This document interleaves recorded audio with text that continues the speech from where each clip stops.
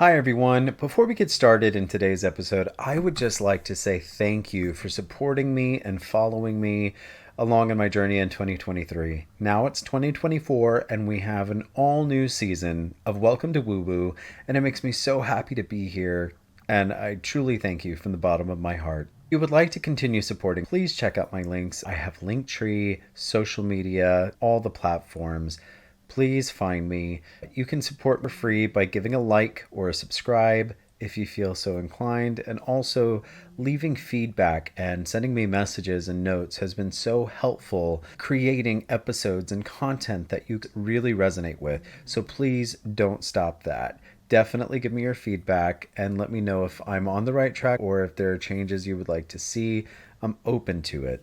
My heart is full for today's guest. I'm extremely lucky and excited to have Gary Wright, an internationally known psychic medium, but he's also known in the entertainment field for work in theater. He is a performer of stage, a director, and a dancer. He and I both connected over our professions in the entertainment industry, and that kind of leading into our foray of spiritual work. I really want to bring the guests that have had a profound impact in my life, and Gary is one of those people.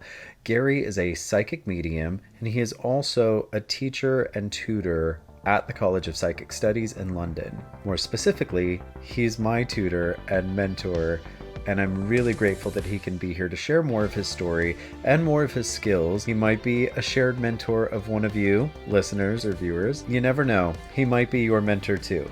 So I hope you enjoyed today's episode. Again, you can find us on all the social media platforms, and I will put all of that content in the description box. But without further ado, here we go.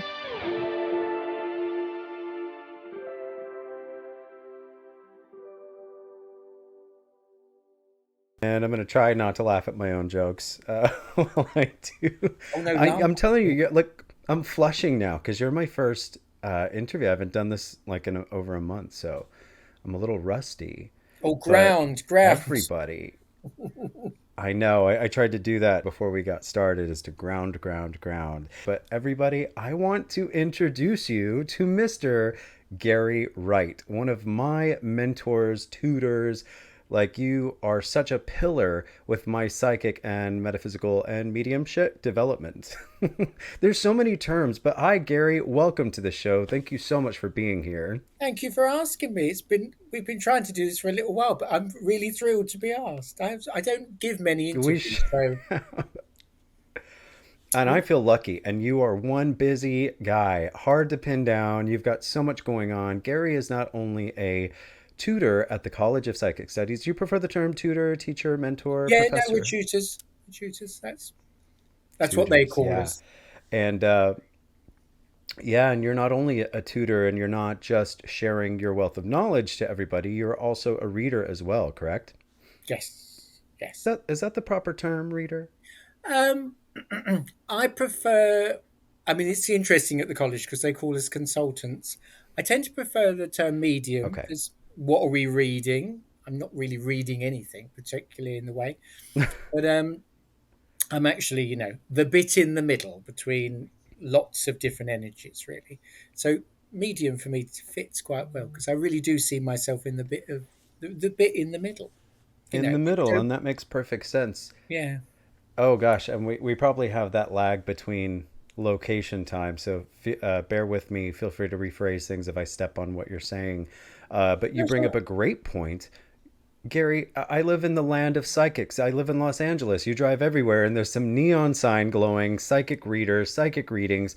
You are a medium, an expert in the field. Can you explain to everybody what a medium is? You just touched on it. It's in the middle, but can you go a little bit deeper with that? Well, I've just taught. Funny enough, I've just been covering this in my introductory class because I always do in the first one I do. All mediums are psychic. Not all psychics are mediumistic. Um, if you go to Oh, see a psychic, they're looking, for me, how I view it, they're looking at your life, they're looking at career, work, relationships, love, moving, finances, what your choices are with different situations. If you go to see a medium, they're also connecting you to somebody who's passed, somebody who is died, as lots of people say, but I would say the other side of life. So my Yeah. work is bringing those two worlds together, um, in hopefully a very grounded and helpful way. But that said, I do a lot of people do come to me, and that's not an area of my work that they want to. So they do come with their loves and hopes and dreams, and you know all of those things that make up our daily life. So a lot of the work I do psychically, but mainly quite a lot of the work I do is mediumistically. Good 70% Oh, of my work is there. okay. That makes sense. So, I have personally, one day I'm going to get a reading with Gary. It's on my to-do list. I don't know, I was a little nervous before. Like, it's like that student teacher kind of relationship of, do I want my mentor and my teacher to really dig into my psychic, field and kind of get all the good stuff. So it's on the to-do list, guys. So how booked are you? I mean, you stay pretty busy, like months in advance. How far should people book you if they want a reading? I'm really booked for telephone work. It's June. It's June already, Wow. and it was June in December. Nice. If people are in London, then it's a little bit easier. Then it's just probably a couple of months wait. I'm booked until middle of March for face to face, but I offer Okay. And I I just offer more consultations face to face. So that yes, can be and I do want to emphasize to everybody that you are located in London. I am. So if anybody's in the UK, or that side of the world, we had to kind of navigate our time zones to make this happen. And so, that's also like phone readings. Just keep in mind, if you are booking Gary, he is over there across the pond, as we like to say. That was not imitating an accent by any means, but I wouldn't dare do that in front of you. You can imitate an Us accent. Americans, we love a British accent, us It's very Americans. funny. Somebody sent me a message the other day when I was teaching them, and she said, "Oh, I just love your accent." And I don't think I have a particularly wonderful voice, but all the American people say, "Oh, I love your accent." I have American friends, and I sometimes leave them It's voice messages. charming. Yeah. Yeah, it's charming. I love it. And so you were talking about reading, one of the other questions that I had was, right now we're at the first of the year. Everybody wants a forecast of some sort. And I always say, well, if you want a forecast, maybe you should check out an astrologer. The astrological charts and the stars might be a little bit more detailed. But what does that look like for you? Do you have those kinds of, client requests with your consultations, or what's your thought on that? Yes, I do. It depends sometimes on the question. When you're looking Mm. at where you're going, quite a lot of people, sometimes people will come to see me and they'll go, "Well, what's going to happen in my life?" But they haven't got a vision for what's happening. Well, I can easily say absolutely nothing because they're not Yeah. putting any effort in. But if people say, "Well, I'm looking at doing this job, or I'm writing this book, I've got this play on, how well is it going to be?" There's energy with things moving. So you can tell. And of course, the great question is, does he or she love me? Well, you're only on date three. They haven't decided yet. Because I can go into an energy and feel what somebody views of somebody, but quite often people are forming their own opinions. So it's not an exact science, um, but I'm reasonably accurate.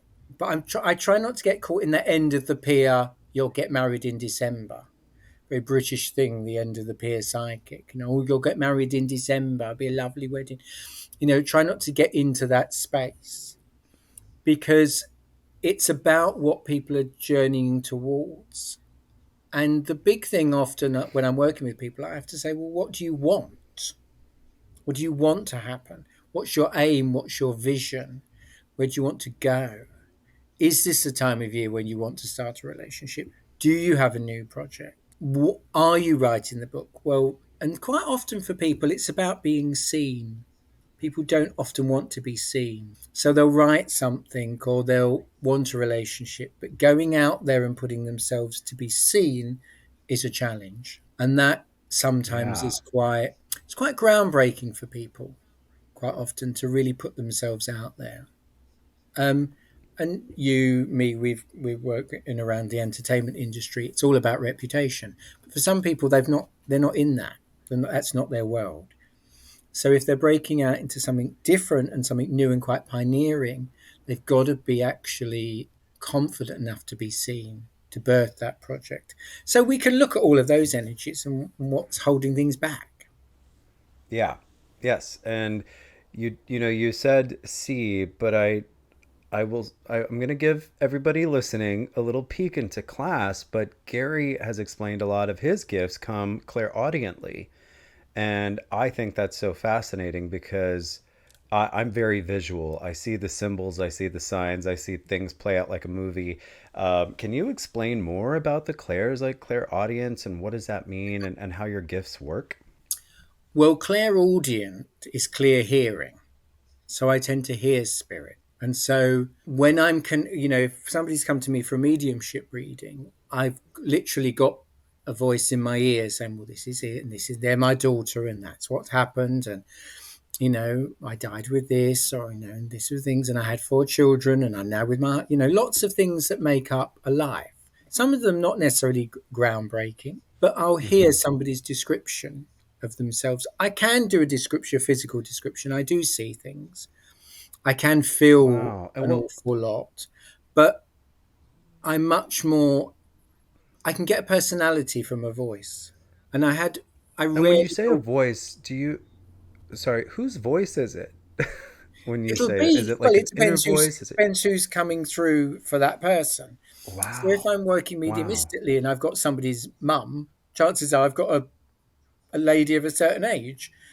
You know, one of the most So it's interesting that energy's voice. Yeah, one of the most interesting sittings I had, and this is going into a book, so it's one of the rare times you'll hear me say something about a piece of work that I've done. Um, Very cool. a Thank you. lady came to see me, and I was standing upstairs in one of the rooms in the college, and I heard a child's voice, very evidently a very young child's voice, that said, "It's 12 o'clock, and my mummy says I've got to speak to you at 12." So I went downstairs to this lady and I said, "Oh, hi." And she kind of stood up and I said, "Well, third floor or wherever we were." And we went upstairs and I sat down and I said, "I've just got this very young childlike voice and it says, you've got to speak to my mummy at 12." And she said to her daughter, "Speak to Gary at 12. I'll be there." And it was very evidently a very young child's voice. So once I described it as a young child voice asking for mum, she knew exactly who we were. And then other stuff, information came about, and I told her other things about her daughter. She lost a daughter. Her daughter had died at 5. And she's put that in a book because there's been a Wow. whole journey because her daughter had a very, very rare complaint. And I don't know when the book's coming out, but she's writing it at the moment. So Wow. in that, you get an awful lot of personality. So you know that the person sitting in front of you is mum, and this is a daughter. But it was a very interesting one because you just go back and ask questions.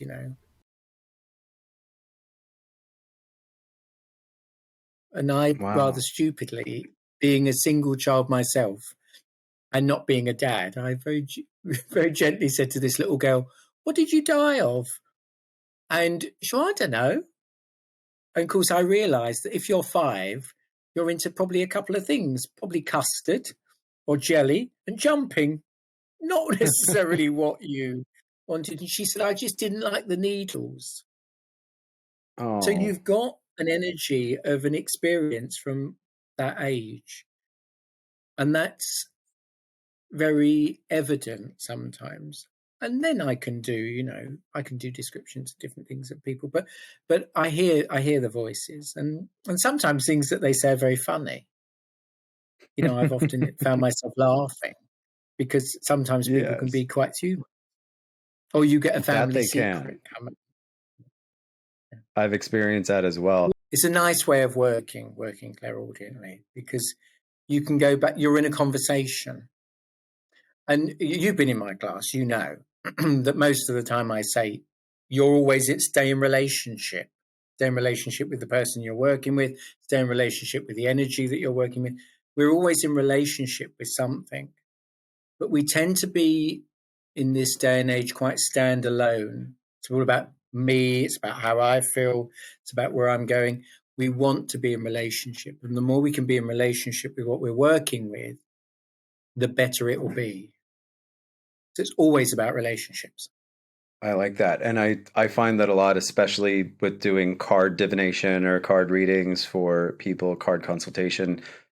For me, it feels like the relationship between the cards. That's very much how it is. Although, since I've taken your class and really been developing and working on the gifts up here, I find less and less that I need the physical things, which has been really nice because the physical aspect of divination or reading energy just it always felt like it was holding me back in a way. And that's what I've really enjoyed about, your class. And I really want to kind of backtrack a little bit, and I would love to hear your experience when you first discovered that you had this gift. Can you share that with us? Yes, but I don't know if it's an unusual journey, because I live not that far from the college, and the college was sort of down on my bus route into work for many years. And I used to get the bus, the 74 bus still goes past the college, and that's one of my local buses. And I remember thinking, I just have to go in there. I think I'd had a tarot reading before, but it really wasn't my world. And something made me go in. And I went in and I said, oh, have you just opened? I've not noticed you. And they said, no, we've been here about 84 years. We've been there not far off 100 now, but I think it was about 84, or maybe it was 86, I don't know. And I thought, well, okay, I'll book a consultation. So I booked a consultation, and I had to wait some weeks for that, actually. I had to wait about 2 weeks, I think. And I went, and this lovely lady, who's no longer working there, she's retired now, told me various things about myself. And she said, but you do know you're meant to do this work? And I went, no. But somehow she'd inspired me to go on the course. She'd inspired me to go onto this course. And at the end, I stood up, and she saw me to the door, and she said, oh, congratulations. And I said, on what? And she said, oh, you'll work here one day. And I had quite a nice job in the theatre at that point. Thank you very much. I was no interested in doing that. So I sort of said, well, all right, okay, and smiled and went down the stairs and thought, that was a shame, because she'd been quite accurate, and then she'd given me something that had no relevance to my world. But she had inspired me to go onto a course. So I went on to Anthony Kesner's course, and I had an interview with him. Certain levels still we interview, and I just thought, oh, I can do that day and I can do that thing, and he looks all right, typical me, really following my intuition, but didn't quite know why. So I had this very interesting conversation with him, and he said to me, oh, are you clairvoyant? And I didn't actually know what he meant, so I went on, don't know. And he said, oh, are you clairaudient? Which of course I am. But I didn't quite understand that's what was happening to me. So I went, no. And he said, are you clairsentient? And I thought, I can't say no again. So I went, yes, I am. Yes, clear feeling, yes. And he said, go and pay, you'll be very good. And I ended up in Anthony's class. And then he asked me to be a probationary consultant, which is where they kind of gently offer you a job if you're good enough. It's a bit different now, but in my day, you had to wait for somebody to leave if you passed your probationary, and then a position opened up and you didn't get their job, but you got the space. And the woman who'd given me the consultation, who'd said to me, congratulations, you'll work here one day, left, and I took her space. Wow. And I said to her, did you know you were leaving? And she said, no, but somewhere in herself, she knew something. But she didn't explain it in that way. So I don't know if I suddenly knew I had a particular gift. I just started in class and it worked. Had no interest in doing it professionally.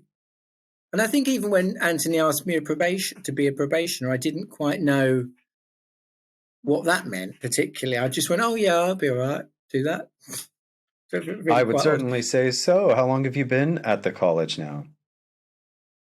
nearly about 15 years. That's I've been awesome. professional 15 years. So and I think I've been teaching about 14 years. I think I'm in my 14th year of teaching. So I had quite a fast trajectory. Um, but as I said, it wasn't something that I thought of doing. But I think most people who I've trained who now have jobs professionally, and four of them work at the college. I don't think any of them thought when they came into class that they were going to do it professionally either. I think if Yeah, you got that bit straight away, you'd somehow not join in the journey in the maybe in the purest way. I think you have to have a vision for what you want to do, but I think you've got to experience it and allow that to come together. So I think if I'd absolutely. known, I probably wouldn't have probably done it in the same way. It's just something that's kind of happened to me. I'm very pleased it happened to me, but it was not straightforward. I did not go there with any intention of doing. It was what I did on a Wednesday evening. I can relate to Really, that actually. yeah, it's what I When I did on a first, Wednesday. What you doing? I've got my psychic class. yeah. That's how Yeah. I kept this part of my journey kind of private to myself because I work, I have a lot of conservative clients or used to. I find myself phasing into more spiritual work. And I think that's my calling is to be helping on a different level, definitely. And so I can relate to that because, taking workshops, weekends, semesters, terms, and it started growing and taking a bigger part of my life. And that's when it was like, Mm. okay, we can talk about it now. This is more than just a hobby. It's a calling, and it's good work that we do. And I owe a lot of my Yes. success, obviously, to you, because I feel like I've spent the most time with you in the last year, and guys, I just want to preface this as well. I came to the College of Psychic Studies with prior experience and schooling. And when I joined Gary's class, I kind of joined in foundation, which is above beginner. And I didn't get a lot of the information that people have. I might have gotten it in a different term or different terminology from where I was training before. So a lot of the questions that you're getting, when we have Gary is teaching that. Well, I think the last course we did in advanced was 40 people, right? It was 20 something in the college and then 20 something, 40 plus at least. So we Yeah, don't quite. we had the hybrid. We had the wonderful world of the hybrid class, which suddenly, because we'd opened the building after, or we don't. I was back in the building after the pandemic. We had people on a screen and people in the thing, and it was quite a tour de force to do, really. I think we've probably Yes. the technology. I find a struggle. I don't find teaching groups of people a struggle, but I find the technology sometimes with Zoom a bit of a struggle. It's Yeah, not me. yes, and we don't always have even when we were just doing Zoom before, we don't have a lot of access to you. We get small stories that you'll share, but most of the time in class we're working. We're reading each other. Gary Hmm. puts us to work right off the bat. So I want to reassure you that all of the information I'm getting, I'm hearing from the first time from Gary, and I've just been chomping at the bit to get you alone so I can just ask you all the questions I want, and it's lovely. And Oh, that's nice. one of the yeah, I'm really just gonna. And I asked some of my peers, "Hey, I'm interviewing Gary. Do you guys have any questions?" So some of the questions that I've had, they're coming from not just me, but some of my classmates that I've met along the Oh, way. It's really? really. Yep, we're all eager. And you're such a great storyteller too. And in the intro before, I talked about how you come from a theatrical background and a performer, a dancer, a director. So you've had a very, very full life. And to now be drawn to this, I do want to ask, and I know there are some things we can't talk about, specifically because of legality. So feel free to word this however you want, but you were working at some point on cases to solve crimes, weren't you, using your gifts? Yeah, I have done some work with some of the police authorities, and some of yeah, some of that Is there work comes in. Is there any Um, loose story you can share with us? no, not really. But often what will happen, it's more, it's easier to talk about sometimes the families have come because crime and law deals with fact. We deal with experience and emotions. So sometimes when people have lost somebody through a murder or a natural disaster or a terrorist attack, Oh, wow. um, we've had all of which I've covered. Um, they want to know that that passing was easy for people, or they want to know the circumstances, or why they were there, or why that happened, or but they shouldn't have been there that day. So quite often it's about filling in the blanks for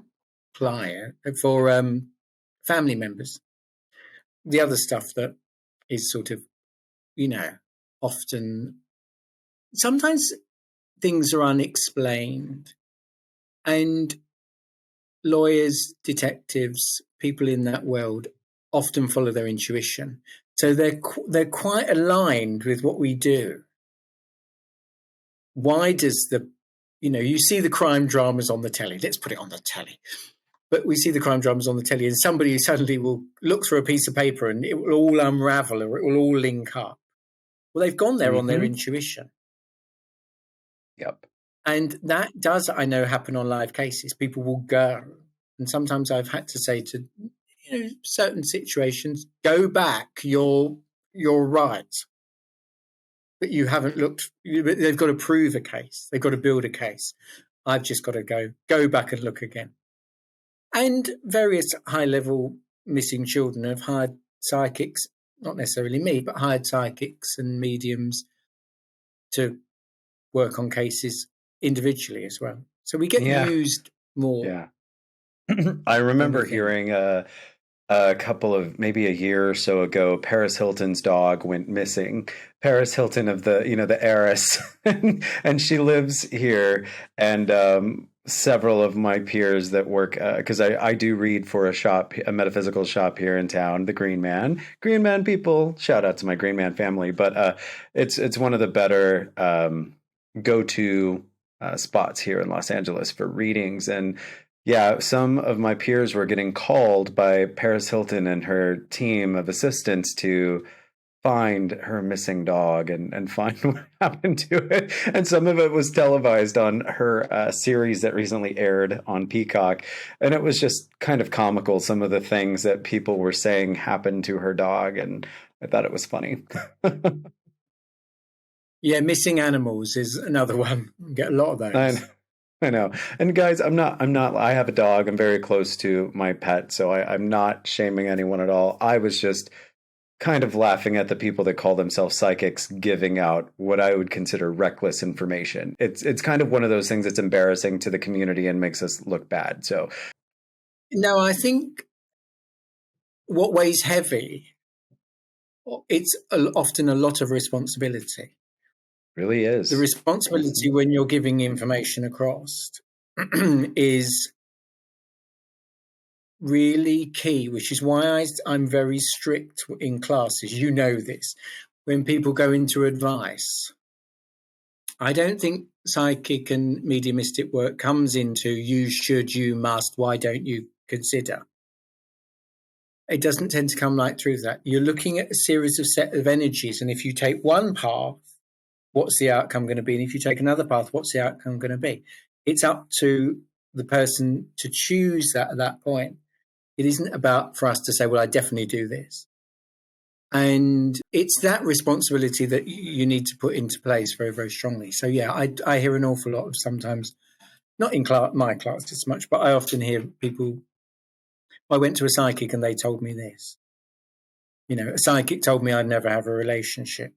Well, that's just poor because everybody can change and everybody can expand their life and everybody can create what they want. I'm a great one for Nothing is completely fixed. There are some things that are fixed, but other things are very, very pliable. And if you apply yourself, I think people can really, really achieve quite a lot, actually. So I when think people that's get so very important to factual, hear. that's not going to happen. Yes. Well, who says it's not going to happen? And free will, right? I mean, free will is a thing, Yeah, I think. Yeah. yeah. Just if I'm talking to somebody's granny and granny says, "Oh, don't marry him, I don't like him." Well, maybe granny never liked that kind of person, but it doesn't mean that actually you need to follow it. Maybe you need to reflect on it and think but it doesn't mean you have to absolutely follow it. Some people's opinions are people's opinions. Just because somebody's passed, it doesn't mean that they always lose those. Absolutely. Good advice. One thing I would love your opinion on is it's like a joke with us in the States. Some of my friends are now taking your courses, and I hear them say the word channel a lot. And I know that word kind of makes you cringe. I can see a reaction. What are your thoughts on, are they confusing channeling with trance? I mean, I saw now on Amazon, there's a television show called Channeling, a series. So that's a big word. It has a lot of different meanings, but what is the place? What are your thoughts on channeling? Can you clear that up for us? This is where everybody switches off after my reply. But I don't know. I find it it's interesting. I think it's quite sweet, a very American word, really, channeling. It wasn't something that I kind of ever experienced until I started noticing American people saying it, channeling. And I was like, well, what's that? Oh, well, I'm getting the download. And I'm like, oh, okay. It's a big word right now. It's All the not that new I age. don't energetic. Yeah, download. I'm getting a download. It's not that I don't understand what they mean, but trance was a type of physical mediumship, which during the sort of 20s and 30s, everybody did. And it was a way of working physical mediumship. Your voice would be taken over by a spirit and the spirit would speak through you. And often they sat in a dark cabinet. And it's not an easy way of working. There's not many people who teach it, and there's not many people who want to really train in it. It takes a long while. I'm trained for trance. I sat lovely, she's retired now, lovely tutor at the college, Elizabeth Roberts, was my trance teacher. I sat for 2.5 years. And you're literally sitting in a dark room and you wait for something to happen. So you've got to be incredibly patient and incredibly disciplined, and sometimes nothing happens, and sometimes you might get a couple of words and then you get in the way, or the student gets in the way and tries to add something in because they want to keep it going more. And so it's a very kind of precise way of working, and that's probably quite old-fashioned in some ways now. It's not easy. Sometimes the voice changes, so people are now kind of getting into very much channeling. And I don't say the information is bad or wrong. And I think anything that helps people reflect and move forward is very, very key. But for me, when I say to people, well, what are you channeling? And they can't answer me, that's where it goes a bit wrong. You're asking me to really follow you. And I say, well, what are you challenging? All the higher energies. Well, the higher energies of what? Family members, angelic realms, god and goddesses. I don't mind extraterrestrials. I don't mind what you're channeling, but I'd like to know. Yes. Because if I'm going to base some of my decisions on it, I'd like to know at least where they're coming from. So that would help. Comes into a way. I think also it slightly meant that you could say things. I think some people can say things if they're channeling and then go, well, I don't have to take responsibility for it. Mm-hmm. I think, again, bad work sometimes means, oh, well, I was just was channeled to me. It had nothing to do with me. Wow. So okay. That's not necessarily a clear way of doing it. But there's lots of words that you use in America that we don't use here. And I think trance is quite a scary word. Is it? I It think kind of it's sounds not. well, like it. It's giving me hints of the old school séance. Is that kind of the same Yeah, thing? Like and that's trance? how it Okay, would have been done. okay, yeah. Yeah, definitely how it would have been done. So, and maybe that's not a necessarily attractive way of working now. But if you're working at a really high level, you can give your voice over and you can do that. But it takes a lot of work. I It believe takes a lot that. of work. It takes a lot of discipline. It takes a lot of grounding. It takes a lot of training. And then when people say to me, "Oh, well, I'm channeling this and I'm channeling that," and they've been doing it for 5 minutes, sometimes I go, "Really?" But also, I can sometimes see if the energy is them or it is actually working. And sometimes I don't necessarily go up to somebody and say, "Oh, I don't think your work's any good." I wouldn't dream of doing that. They're having a go, and and whatever they're saying, for somebody, that's going to help them move their life forward. So there's a place for it, but it is, yes, it's when all you American people come through and go, "I'm channeling something," and I think, but what? And then they go, what? I don't know. Well, that's rubbed off on me because of my schooling and my time with you, and it's kind of funny, and I catch myself doing it too. It's funny, but I'm curious because in class, you have us ground, right? I think my favorite part about our class, honestly, is getting into the zone. Getting prepared and ready to receive messages, in which we ground, and then you lead us through a meditation, and we kind of open up, and we're ready to be a vessel, I guess, for spirit to receive messages. What can you explain to me? Because, like I said, I kind of bypassed your beginner class, but can you explain why we do that? Like, what is the purpose of that? Please clear me up on that one. Well, I think if you're psychic and intuitive and a medium, naturally you're kind of working in that world all the time a little bit. You're never really completely off. Yes. But for me, and I open up in the same way I open all you up, I don't hide anything. So for me, I'm coming in and I'm going, right, I'm ready to work. It's the equivalent of actually being in makeup, putting a costume on for me. The question of actually going, right, I'm ready to work. I'm moving from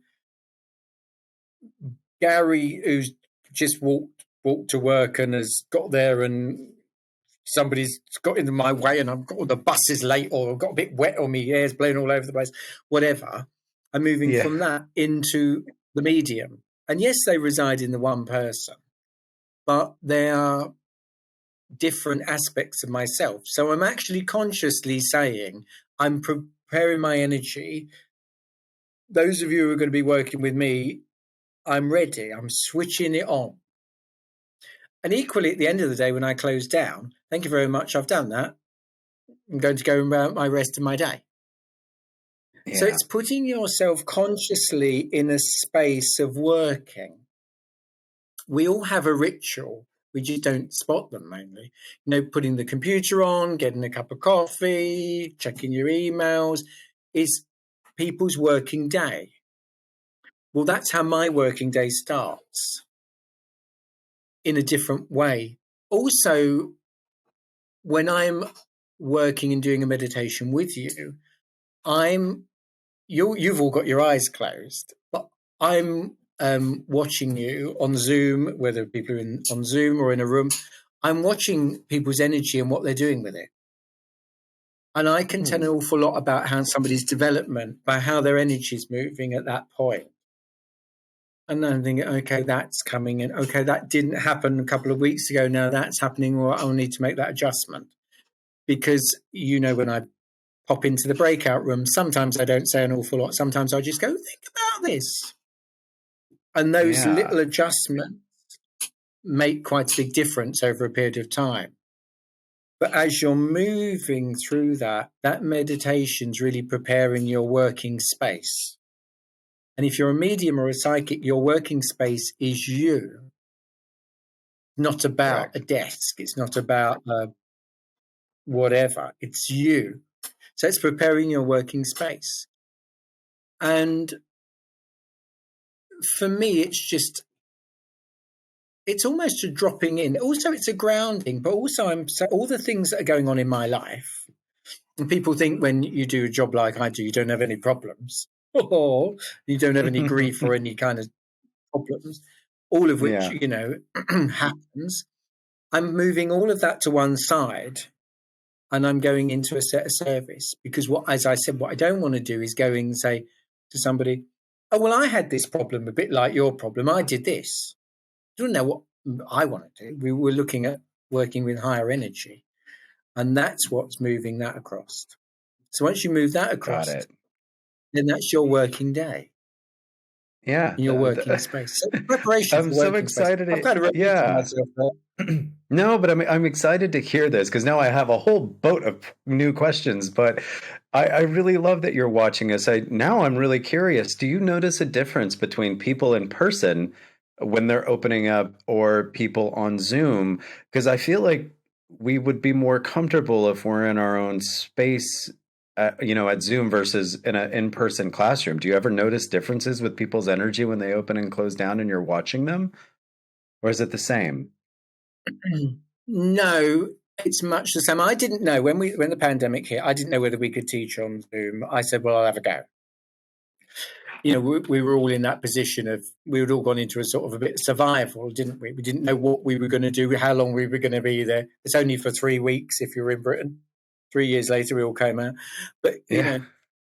so I don't notice the difference. I think people open up and close in the same way. The level of work on Zoom has been really high. I've been surprised. And because the people around the world, America being one, didn't have access to teachers like myself, you've grabbed the opportunity Absolutely. and you've moved forward much quicker than a lot of other Interesting. people, than maybe people who it's round the road and down the road. And in England's got a lot of psychic teachers, and the college is up there, and there's another, people who didn't have it went, right, I'm doing it because I can. Yeah. So I don't think there's any difference, but I think the commitment for people who haven't had access to the work is high. And the benefit of the pandemic is that we've now got people all over the world. As I said, I struggle with the technology because when it goes wrong, I'm stressed. Yeah. But Same here. the level of commitment and work, I think, is pretty much the same. I think that working at home is sometimes the downside of people working at home. If people are in a class and in a circle, if people are struggling, they're struggling and I can see them, and sometimes they just need one word of adjustment. But also to walk out of a physical class takes quite a lot of courage. To kick the computer and say, oh, I just lost my connection and I didn't bother to come back because I didn't want to disturb you. And I know it's because somebody was having a bad day and they've just taken themselves out. So there's a get out of, sometimes you have to go through a difficult situation with the work. Yes. And that's harder to hold people through. And I can attest, I've experienced highs and lows of working not only with clients now, but in class and in school. Like there were so many times where I was having personal things that I could not get out of my head. And having the class to just check into, really, I held myself to force myself to show up when I just felt so distracted, and there were many, I totally get what you're saying too, because there was a time where I thought, well, maybe my connection wasn't great today. I'm just going to sit this one out, especially when I was having dips in my confidence, because that was another thing I had to adjust to. There's, weeks and weeks where you're a rock star, and then you just have an off week or class, or you have an off reading, and you just tank and your confidence tanks. And being able to learn how to manage that and get back on the horse and show up was one of the hardest things I discovered about anything like this in the last few years. And so you're right, but again, I was looking at exactly what you mentioned. I was looking at the opportunity that I've never had and the commitment that I've made. And That really just kept me going and will keep me coming back for sure. But you're right. But for me as a tutor, when well, not you, but when a student has had a bad week, it's better for me because I can do more with them because then I've got to rebuild a bit of confidence. But also, it's not that they've had a bad week. They've come up against the limit of their psychic ability or their mediumistic ability at that point. But when you come up to the ability, the edge of it, it expands because you've hit the resistance, the inner resistance. So then it expands, but you've got to go through an uncomfortable point. It's about learning anything. Yeah. You go through a bit where somehow when you're learning anything, you don't understand and it's not fitting together or you can't get that bit right. But this is the only thing I've ever taught where people will compare themselves to a professional person within the first 2 weeks. So people will start and go, well, I wouldn't pay for that. I didn't think I was very good. Well, you say to somebody, well, how long did it take you to train to be a lawyer? Oh, about 6 years. How long did it take you to train to be a doctor? About 6 years. How long does it take you to train to be a costume designer? Oh, God, well, I'm still learning. All of those things are experience-led, and this is no different. But people's comparison, but it's also, it's like the fool in the tarot. I'm not a great tarot reader, but the fool in the tarot steps off the edge of the cliff, doesn't quite know where it's going. And I don't know when I sit down to my working day, whether I'm going to have a nice, happy family situation where everything was wonderful, or whether I'm dealing with a really grisly murder or somebody in terrible situations, or people who are in domestic abuse or sexual abuse, or I don't know what my day is until it happens to me. There's not many jobs that are completely like that. You roughly know what's coming at you. It could be a day where you laugh. You have a day where you think, well, I could have cried with everybody there because, life is so hard for some people. That is always the risk of working psychically, mediumistically. And that's why going through that difficult moment is really, really key because it expands and you strengthen. And in strengthening, you realize that you can go through it. When I'm taking in probationers at the college, Hernan Cotroni being the obvious one because he works in the classes, so you know him. Yeah. He was in the physical class with me when he was living in England. He had a run of suicides. Every time he sat with somebody was coming through that committed suicide. He had about 3 weeks where it was 3-4 weeks where every time he sat down, 2 classes, and he said, how many suicides are, in and around him at the moment? Wow. Because he needed to experience that because he was moving into professional space to work. So sometimes spirit will give you a set of challenges because the medium's up for it. Yes. Yes, it does. We hold the space physically for you to develop, and we can give you the techniques to ride that out. But a lot of the work and the development work is done spiritually with your guides, your helpers. They know where they want you to get to as well. Sometimes we get told that. Sometimes it just happens. You think, okay, they're doing this now. Okay, I wonder when that was going to happen. So there's a development both sides. There's a development with us as tutors, but there's a development with spirit as well. Well said. And for anybody listening who might be scared about talking to dead people, for lack of a better term, or, that's their understanding of mediumship. I know it's way more, but there's a lot of people that are just kind of finding this topic. Would you say that there's things to be afraid of out there? Or because I feel like a lot of people might be scared of it. Is there anything you can share that might make them less afraid? Or I don't know, I feel like the scarier side is dealing with humans than spirits, honestly, but what's your take on it? I know where you live, and sorry, Hollywood, but you've got a lot to answer for on this one. They sure do. But equally, the disaster movie or the serial killer, people don't assume they're going to encounter a serial killer, mainly in life. Yeah. But they all assume that they're going to be infiltrated by some dark spirit because the films have said that. Yes, there are energies that are challenging and difficult. But as you said, that it's only an energy, and there's energies in life that are challenging and difficult. No one is scarier than the other, but we tend to, because one is unseen, we tend to fill in the gaps. Yes. And we think, well, if it's a spirit, it will come through the window, and even if I've locked the windows, it will still get in and attack me. So because that's what the films say.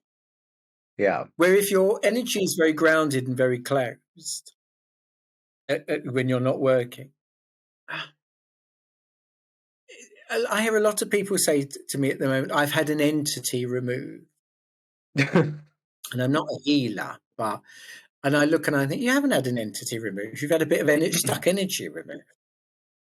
Yeah. You wouldn't have an entity in you unless you were doing high-level witchcraft and you were bringing those things in. Well, most people aren't. But really, you're always in relationship. There's spirits around all the time. We just don't necessarily see them all the time. So it's a question of being very grounded, but putting yourself through a proper training gives you all the key to work with any difficult energies. As you said, there's difficult people in life. Yes. There's difficult energies in life. And as somebody who is associated and works or interviews or befriends high-level witches, I think it's also important to know that people that do practice any kind of ritual, ceremony, belief system in which they're invoking or connecting to different higher things that might be a little scary to some people, those people are obviously practiced in it, right? So that's a different set of people. We're talking about the common. Yeah, it's the person that's gone to see the healer and they said you've had an entity removed. Well, they wouldn't. Most people wouldn't have had an entity unless they were putting themselves in that place. And if you're working with people who can summon those energies, they know how to protect themselves. I mean, I'm a great fan of the the witch and the pagan. I mean, they all come to see me. I love it because they're used to working in a different dimension. So there's an openness to energy, which for some people they don't understand. So yeah. I mean, I also work at the Atlantis Bookshop in London, which is the oldest occult bookshops, one of the oldest occult bookshops in the world. We're 102, I think, maybe 101 or 102. And I'm working there tomorrow. I didn't know that. That's so cool. And it's so all of that all the magical community come and talk to me anyway. So it's not a particular problem, but what is there's a lot of fear, and there isn't anything to really be frightened of if you're following a set of really good disciplines and you're working well. So this is why I say, you know what Hollywood films are like. How many people, when there's something really scary in the, most people, it's in the house. So what I'm going to do is I'm going to run into the woods. Most people would run to the nearest bright place. But that doesn't make a good film. It doesn't make a good film. Does not make a good film. They have to have the storyline. Yeah, and that was another fascinating thing about reading folks from different parts of the world. Some of the people that have really interesting ancestry or ancestors who worked in different spiritual crafts or belief systems, pagans, druids, all different types of communities. When I read these people, some of the energies that come through and sometimes otherworldly things that come through, it's so fascinating. I love it. I'm like, oh, we don't have that here. That's really cool. I'm like, oh, that's nice. That's very regional. No, and that is also to do with the ancestors of the place. Now, if you're working with ancestral energies, there's a pattern. One of the things, maybe I haven't done it so much in your class because It's hard. It's slightly harder to do online. But you can journey down, we've done it a bit, you can journey down a set of ancestors and see what the pattern was. Yeah. And sometimes you can see if that pattern's repeated or whether somebody's broken it. And it may not necessarily be a negative pattern. Sometimes it can be absolutely wonderful. If you haven't got a lot of money, but all your ancestors did, what did they do to draw money to them? Where did it go wrong? Where are the blocks? So you can look down a timeline of a family. And sometimes those things are very regional. And sometimes there are things that are very cultural. And you have to understand that as a medium as well. What culture are you really working in? You can't, and that's why not going into advice, just allowing what's coming through to be put over really well is really key, because sometimes there'll be cultural shifts. Absolutely. I had a lovely, lovely Russian girl and in a foundation class at one point. And foundation class people are just, you remember it, people are just very happy to get what they've got.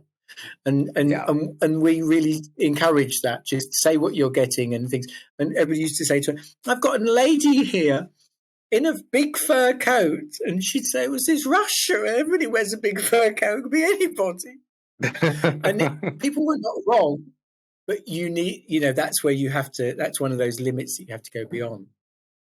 Yeah, and the subtle eventually details. people could. But she ended up being told regularly. There was a lady in a big fur coat. Well, do you recognise them? Well, yeah, but it could be my grandma, it could be my mum's mum, it could be my auntie, it could be my dad's mum, it could be everybody's Russia, everybody wears a big fur coat.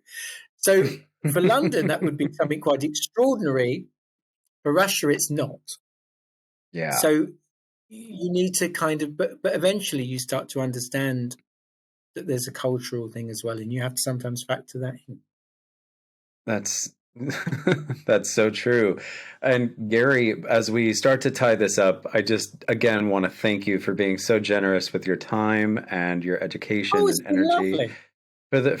for the listeners. And do you have any words of advice or wisdom you would like to share for anyone just kind of discovering mediumship or psychic abilities? Any wisdom? It's actually very natural on a person. It's very, very natural to be able to be mediumistic, intuitive, psychic in some level. We've lost that. I'm old enough to remember a time before mobile phones. Yeah.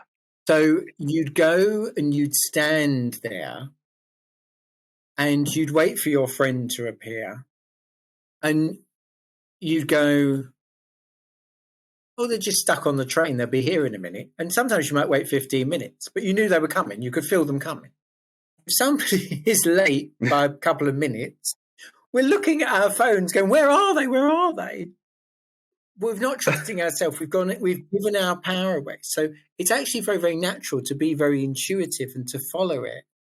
So it shouldn't be scary. So if somebody's interested in, do it. Go and book yourself on a class. Go and book yourself on something. Because if it's calling to you and it's caught your attention for a reason. Why did the building that I'd gone past for 20 years on a bus suddenly appear to me? It was the right time. So follow it and explore it and see where that is, because it might mean that you just do one little course or you just go and have one sitting or consultation with somebody, but it will start something in you. And starting something in you that's very, very natural will enable you to journey forward. And it doesn't have to be scary, it doesn't have to be difficult. It just is about acknowledging something that actually has been done for thousands of years. I mean, probably in one of the oldest professions in the world. I mean, I know there's a couple of them, but I'm definitely in one of them. Because people have always gone to oracles or psychics.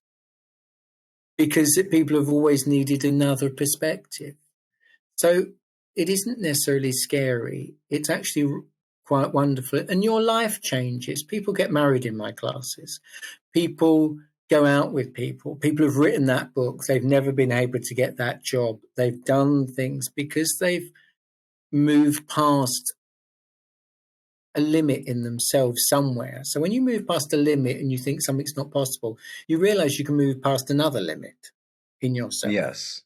So the world opens up in a different way. Absolutely. And I resonate with that because I feel like I was constantly, and sometimes still do, but not as much because of your class, always getting in my own way and having to step out of my own way to just let freedom kind of happen, especially mediumistically. We're our own worst enemy when we're starting out because we're questioning everything. We're questioning the validity because not all of us, but for me, it just felt like I didn't trust that part of my intuition. And I just really had to step out of my way. So I resonate with that. And that is, it's a surrendering thing. Yes. And as a society, we're not very good at surrendering. And I'm not very good at surrendering. There's been a big journey. Certain people are going to be listening to this and laughing quite a lot because I'm talking about surrender, because I was the one person who didn't want to do it. But when you can surrender to situations and trust, which having to work psychically, mediumistically enables you to do, because as I said, you don't know what's the next thing that's going to come out of your mouth sometimes. And that enables a freedom in you as a person. And that freedom to trust and go with a certain amount of fluidity in life is only a good thing, really. And we need to, as a society, there's not enough people doing this work, working at a high enough level to really help, which is why my commitment to teaching has always been very, very high, because I know it will move past people and somewhere somebody's life changes. And that's rather beautiful to watch. Yes, it's beautiful to be a part of as well. And I thank you so much. Can you tell us how, we can get a hold of you or find you? Is it through the college, or how can folks reach you? The College of Psychic Studies is the best way to get hold of me. If you're looking at training, the College of Psychic Studies, if you're in London, we are doing some physical working, or if you're in the Southeast, we're doing some, face-to-face working. People can join on Zoom. This term, the classes start, they start in a couple of weeks, just at the end of January. But then there'll be the courses will be up at the end of March for May, and then the end of July for September. So there's a rolling courses going on. Consultations go on. If it says register your interest, because people do sometimes have to cancel, and then when you cancel, there's a natural kind of opportunity to book. If you're in London and there's things at the Atlantis Bookshop. They have a very small website, but under events, there's some things that I'm doing there will go on there. Great. Or you've got my Instagram, another way of getting hold of me. I will put all of the links that I have in the description box as well, guys. So, but I just, wanted to give you a chance to share all of the Gary entries of how we can get Gary, because I can't get enough of around. Oh, I can't get enough of you. You're delightful, as many of my students are, actually. They're delightful. And the good thing about my job is I meet people from all over the world on both sides of life. I've met some very interesting people, spirit side, I was going to say, and some very interesting people who will sit in front of me, none of which I'm going to ever talk about. But I've met incredible people all over the place. So it's always a joy, actually. And people sometimes, come back years later and say, "Oh, do you remember me?" And I go, "Of course I remember you," especially if they've been a student, which is delightful, really. But it's lovely to see how people's lives go forward. I bet. Well, thank you so much again. And we'll have to get you back at some point.